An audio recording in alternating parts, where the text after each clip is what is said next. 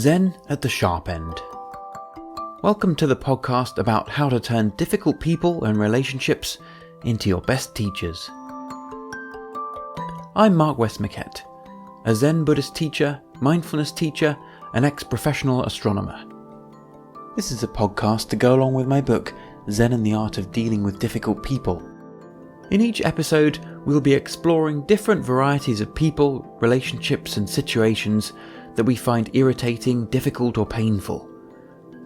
Together with a number of Zen friends, I'll be discussing how the practices of Buddhism and mindfulness can help us see our difficult people as troublesome Buddhas, our greatest teachers. This podcast is sponsored by Zen Minded. If you get a chance, check them out at www.zenminded.uk.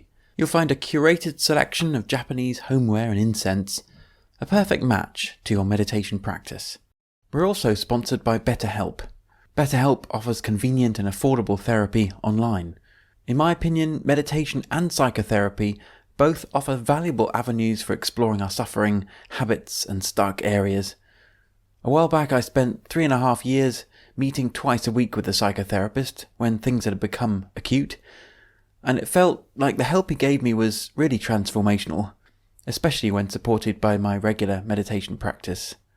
If you're interested, they've extended an offer of 10% off your first month of therapy at betterhelp.com/Zen at the Sharp End. That's betterhelp, HELP.com/Zen at the Sharp End.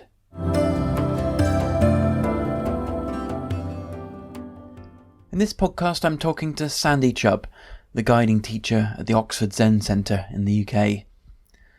She shares some of her delightful warmth and much wisdom on dealing with troublesome Buddhas, gleaned from years of working in prisons with both prisoners and prison officers, and also with Zen students in her role as a teacher. She particularly emphasises the Buddha's first noble truth that everyone suffers, and makes the parallel between prison inmates and those who may be on the outside but put themselves in prisons of their own making by desperately wanting things to be different. So that's our grasping, wanting things to be different, creating suffering. She describes the wisdom of just sitting, facing yourself, coming to know yourself, even coming to like yourself, and tasting the sweet and bitter experiences equally. This acceptance, she says, is the key to finding our stillness and the peace beneath the noisy, busy, uncomfortable, difficult environments and interactions that we face every day. Not only that, she emphasises how important it is to find the utter perfection of every moment, just as it is wherever we find ourselves. So welcome, Sandy, and thank you so much for being willing to come on the podcast and talk to me today. I wonder if perhaps we could make a start, if you could just talk a little bit briefly about how you got into Zen and your journey, and then how you became the guiding teacher at Oxford Zen Centre right now. Oh, it's rather a long story. It's a long, right. I started yoga when I was in 1965, and by 10 years later, I had begun a yoga qualification to be a teacher, and became a teacher. And in my 40s, I was working with prisoners, sharing the practice with them. And then around my mid-40s, I met a remarkable man, actually, Sanbo Yamata, who now runs the Open Way in Australia. And he was my first Zen teacher. Because the yoga training that I had done was something called Albion Yoga, a 4-year course with a man called Alan Babington, Trevor Leggett, the BBC correspondent on Zen.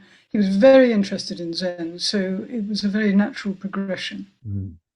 And it was wonderful being with Hogen. I was enormously grateful for his help, but I didn't see him that often. He didn't come to the UK more than a couple of times a year. Of course, he was based in Japan, was he?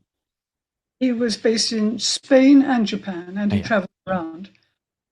And then in 1993, Sister Elaine MacInnes, who was a Canadian Catholic nun, a missionary, who became an authorized Zen teacher in 1980 with two other men in religious life, one a Benedictine brother, Willigus Jaeger, and another Emilio Lascelles, very well-known teacher, both of them in Zen circles. She came to head up the Prison Phoenix Trust, which I was working for, but certainly didn't want to be director of. And she was not only a wonderful director for 6 years, but immediately she began the Oxford Zen Centre and what is now its offshoot in London, which has been renamed the London Jizo Zen Centre. And I go to that centre every fortnight. And then to Oxford, we have a weekly Zazenkai. And Saturdays, all the usual things that you would have. It's one Sangha in two locations. So people are free to move between them. And of course, we meet on session. So we're talking about this concept of applying our Zen practice to the people that, you know, that get a little bit irritated or frustrated, or the people that we find kind of difficult, maybe pressing our buttons, that kind of thing. So, you know, like over your history of your Zen practice, are there maybe one or two people that stick out as people that you've found more difficult than others, or kind of been moments where there's been a real shift in how you see people or understand people over that time? Well, I'm interested in this whole concept of difficult people because really you're describing myself. Indeed. even pressing my own buttons. So how do I answer? I think really, you know, people suffer greatly. Most people who come to Zen, in fact, everyone I know, have arrive with a lot of fear and a lot of anxiety. And many of them have had trauma and suffering. If they show their pain sometimes, how human, how refreshing. But I find that actually that very rarely happens. It's not been a problem to worry about it. We have within the Sanbo Zen, which is a worldwide group, which is I'm under that umbrella. It's based in Kamakura. Sanbo Zen has quite a strict code of ethics, and we have our own safeguarding as well. If there were problems of abuse from teacher to student or student to teacher. Is that what you're talking about? So I wonder, perhaps let's say in your work in the prison, which I understand you did for many years, right? So, and let's say a prisoner came to you and said, "Look, my next door cellmate, you know, he bangs on the wall and is shouting all night, and I just get so frustrated, and I'm get angry. I just want to punch him, you know." What would you say to that kind of situation? I mean, because I mean, in our normal, maybe the listeners and people, maybe we don't have people that are doing that in our life, but we certainly have people that do equivalents, you know, like next door neighbors that are digging at, playing loud music at late at night, and that kind of thing. How do we bring our practice to bear in those kind of situations? Well, if you're talking about a prison situation, which of course is the prison that many of us are in, first of all, you listen and really hear that frustration. Very, very painful. Many people don't understand they have a choice how they respond to stimuli. And it's an important thing to learn when you're in prison, because you might be staying in a prison with a person with a boom box that's going off all the time, or continually smoking, or talking. your desire might be to sit on your cushion in silence. I mean, I'm continually humbled and amazed by a huge number of men and women and young people who bunch up their pillow at about 4:30 and sit on their bunk and they meditate for an hour. It's wonderful. In their cell. In the cell. Yeah. Mm-hmm, mm-hmm. I mean, if you're in a prison, you know, you've got keys jangling, doors saying, bells going off all the time.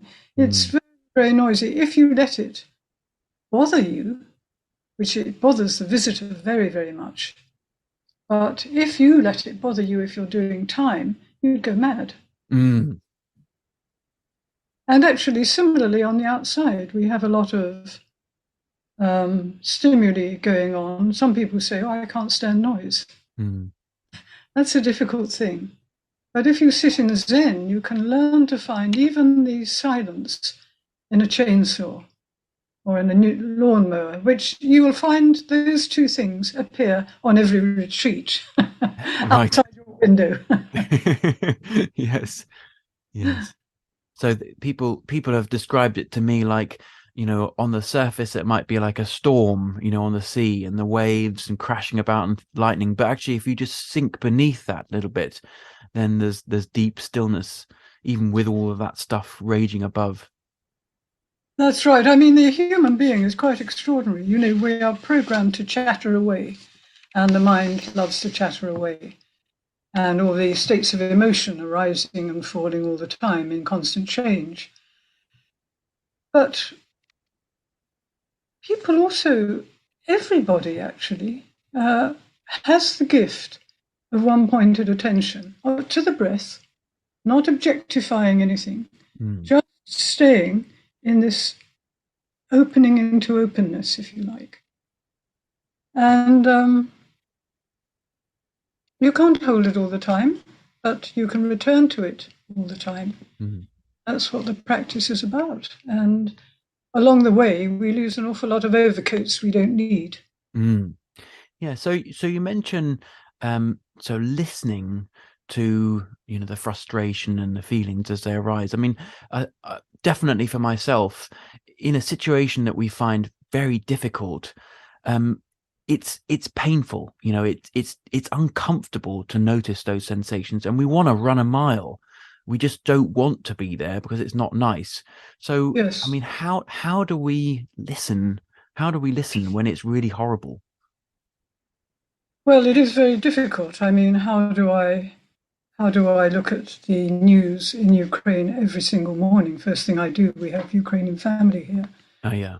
I look at what's happening in Turkey.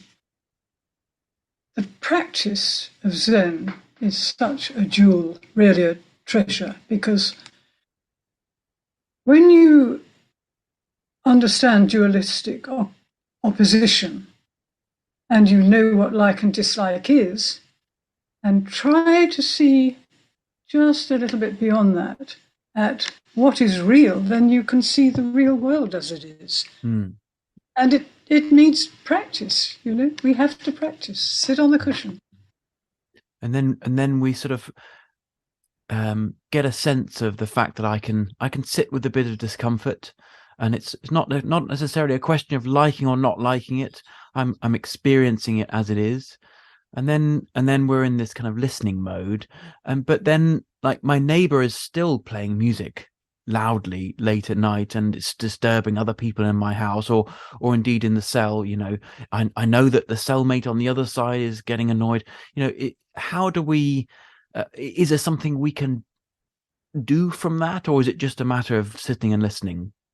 I What would mean, you say? you know, it is infuriating, and you are very, very sympathetic when somebody says that.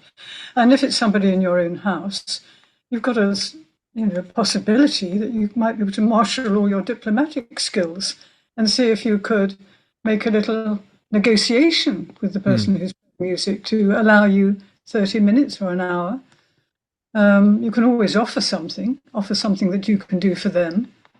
I mean, you have to be a bit sharp sometimes with what we to find a way through, It's Yeah. not necessarily easy. So how do we do that? That sounds like a really hard thing. Well, I think, the wonderful thing about Zen is it's about forgetting the self. That's the only thing about it. And it's probably the toughest meditation there is, because we love ourselves. We love our lives, and we are forgetting them. We're in a practice of forgetting them and looking for that place beyond self where we aren't separated at all from anything or anyone. And when you're, shall I say, at peace with that, completely at peace with that, I'm not sure how it is to become a little bit more open and spontaneous. You don't worry too much about what you say. Yeah, right. Or even really about what the other person thinks about what you say. You just are who you are, more and more. But as I say, it takes practice. It takes that all those years of taking off those extra coats, the coats of where we think we should be like this, and we're trying to hide behind that and all that kind of stuff. That's right. Everybody is looking to be better, but we are perfect. You are perfect, completely perfect, Mark. Perfect in every way. Ending, in fact. And absolutely likewise with all the people we meet. And I think there's something beautiful about bringing that mind, isn't it, to our neighbor who's playing music loudly, or indeed to the person doing the lawn mowing, and you getting there frustrated, but actually it's just perfect. This situation and this moment is just the way it is, isn't it? It's exactly this creative idea you have to bring your light through difficulty and help others with your podcast. Exactly that. It's beautiful. Well, I very much hope that it is received in that way as well. I mean, I've spoken to a number of people like yourself who are extremely inspirational and being able to bring, a great deal of wisdom to these kind of, because I mean, just every day, right? These kind of stuff arises. I mean, I'm just thinking, over the weekend, I met up with a friend, someone who I haven't met for a long time, a Zen friend, and he's got 2 children, and he's got a couple extra grey hairs, and his career's changed and things, and it made me think, gosh, well, I've got a child, and life's moving forwards, and it's fast, isn't it? And gosh, I'm going to be old soon, and then that got me worried about, haven't all these things I haven't done, and all these things I want to do, and then you suddenly get into this fixed idea about yourself, and this kind of this tempting view of yourself as an unchanging, and then you get worried when things are changing. And there is my troublesome Buddha. What helps that? What helps? What is the best thing for you in that situation? Yeah. I mean, like you say, it's the listening and the recognition. Like, as that arose within me and I saw what was happening, then it's like, oh, there it is again. But it's also the present moment, isn't it? To stay in the present moment. To stay in your lovely sitting room, having a nice talk, a little meeting here. Any problems? Absolutely. Yeah. Does it get better than this? Connection, interdependence, perfect. 2 ordinary people. That's it. That's right. And just appreciating, or even just immersing yourself, I suppose, in this now. Yes, absolutely. This is perfect. This and this flower, this cup, this water, this desk, this computer screen. We are surrounded by, what does Dogen call it? We're always having kindnesses shower upon us. If you spend your life thinking of the destruction in Kiev at the moment, then you're not really living your life. Of course, if you're in Kiev and that's all that's around you, but even people in Kiev actually have moments of meeting others, of laughter, of small glimpses of joy, small freedoms from the fear and anxiety. how human beings are. I mean, human beings are amazing, aren't they? Mm. So there's something around that word perfect that I've had people, question, Yeah. what do you mean by that? Because let's say I've just had a bit of an argument with my spouse, my partner, and things have been left hanging in the air. That's really kind of like a zinging electricity, and things don't feel any sense perfect right now. How do I see, or how do I recognize that perfection? What does that mean? Well, it's only about you. Only about you. Everything is about you. And so I think it's just allowing whatever's inside to arise. It's the ground of being that's always changing. And this is really if you go deep enough, we're talking about the infinite, aren't we? We're talking about this life that we live in. We live in the infinite. We live in a world really before birth and death. Mm. Mm. Right here, the Dharma. This is the Dharma. It's wonderful. Mm. And how could it be anything other than shining? And I think when you sit enough, if you're lucky enough to sit enough, or if you're keen enough to sit enough, you get a little glimpse of that and you see it in yourself. And as soon as you see it in yourself, you see it in others. So in the midst of this kind of argument or difficulty in the relationship, it's kind of there's something like beyond that difficulty where we can see the beginningless and endless. Totally, you can trust it completely. I'll give you two examples, both prisoners. One was a young boy, actually, who used to cut himself all the time. And he got into sitting, and after 6 months, he wrote and said, I don't know what's happening, but I found something in myself I can like. Uh-huh. So that was that. Luckily, we don't have to continue that conversation or articulate it even, because we don't have much language for it. Another thing was a guy who was telling me that he was a very, very good father, and that he looks after his children, pays his mortgage. It sounded rather wonderful. And then at the end of this conversation, I said, what do you do for a living? He said, I'm a burglar. Well, later on, this guy told me again that he was walking down one of the wings and the bloke in front dropped his watch. And he looked down at it, nice piece of equipment. But he found himself bending down and picking it up and giving it back to the guy. And he said, what on earth is happening to me? What's that all? Yeah. This is, what sitting does. It's just, you get that, Bringing like this togetherness or the interconnectedness. Interconnected, yeah. You just see it. And I mean, I don't know, perhaps do you get a sense of what it is in the sitting that actually brings us to see that?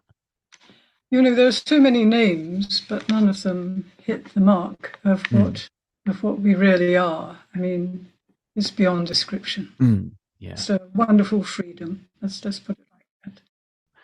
Yeah. And when you say sitting, like in our tradition, perhaps also with yours, sitting is broader than just simply actually sitting, right? There's a sort of sense of sitting whilst moving or sitting whilst being at work. No. No, when we sit down with a special posture.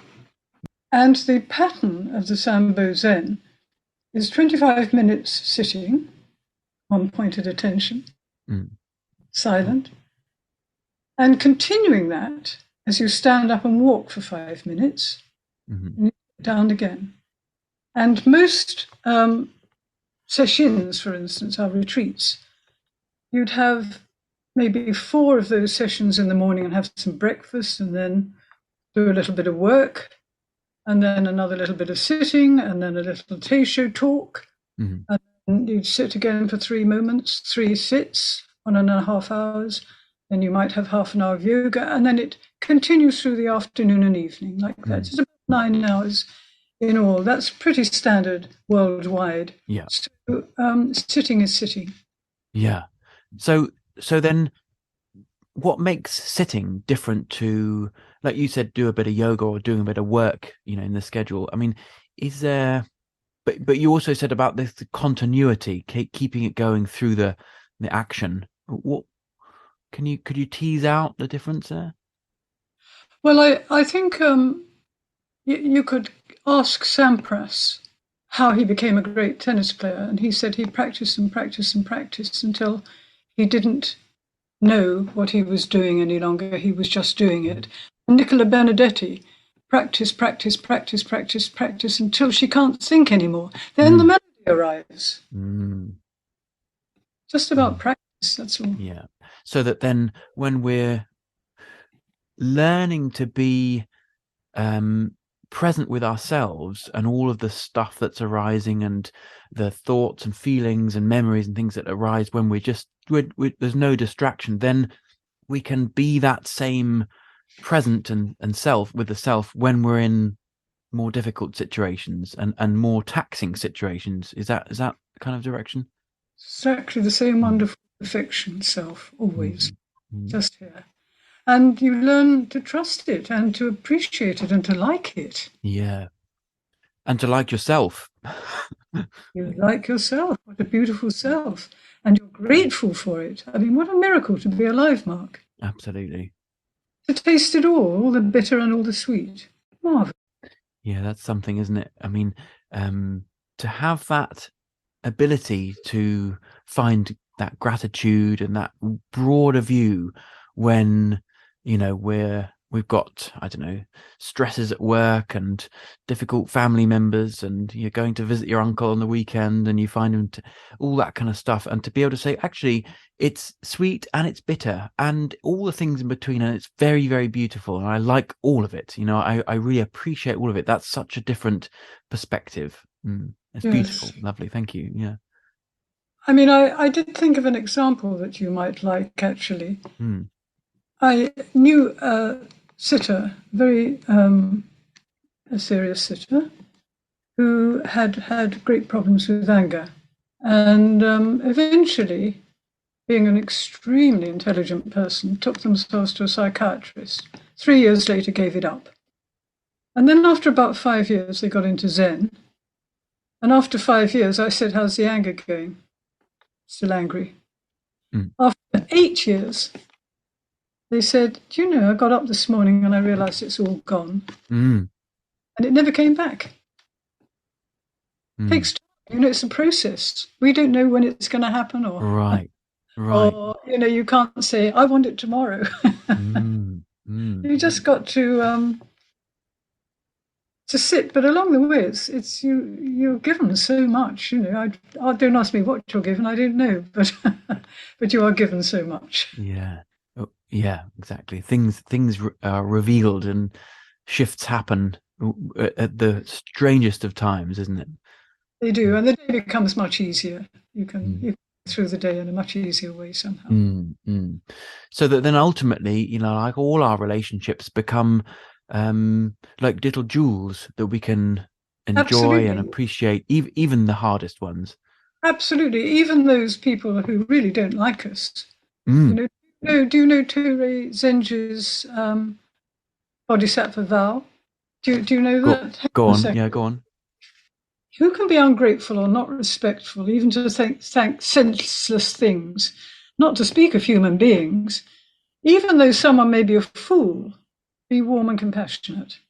If by any chance such a person should turn against us, become an enemy, and abuse and persecute us, we should sincerely bow down with humble language, in reverent belief that he or she is the merciful avatar of Buddha, who uses devices to emancipate us from sinful karma that has been produced and accumulated upon ourselves by our own egoistic delusion and attachment through countless kalpas, cycles of life. Well, that's a definition of a troublesome Buddha if ever I've heard one. someone who sees us as an enemy, who we struggle to get to, but we can be grateful for them showing us all of this karma in ourselves. I mean, it all begins here. It all begins in the heart. Yeah, I recommend it. Absolutely. Yeah. Well, what a lovely place to finish. I mean, could you remind us again, that was the Bodhisattva vow of where did that come from? It's called Touré Zenji's Bodhisattva Mm, Vow. mm. Sounds like a good one to intend to commit to every day. Yeah. Yeah, a good one. A good one. Yeah. Yeah. But It's remember, interesting. we are so often the fool and the persecutor. We Yeah, have to be clear exactly. about that. Isn't it? Yeah. Yeah. And then actually in our particular lineage, there's some people have called it the lineage of fools. And with the sort of intention that to be a fool, to be sort of non-intellectual and in that way of being where you're just there, present. Some people would see that Beautiful, as being foolish, but it's beautiful. very beautiful. Yeah, yeah. Yes, like Zen Master Ryokan and Mm. all his wonderful poetry. He's a wonderful book called The Great Fool. The Great Fool. Yeah, yeah. Wonderful. Yes. Well, thank you so much for spending the time and talking to and us about all of your lovely examples and your wisdom and your brightness and I wish lovely. you all possible success Mm. with your terrific podcast. Yeah. Okay. Thank you very much. If you've enjoyed this podcast, please leave a review and a star rating on whatever platform you use. And do recommend it to others, because we all meet difficult people and each of those meetings presents an opportunity for learning and growth. I also have a downloadable video course in how to deal with difficult people. Head over to my website for more information, markwestmaquette.co.uk. Thanks for listening.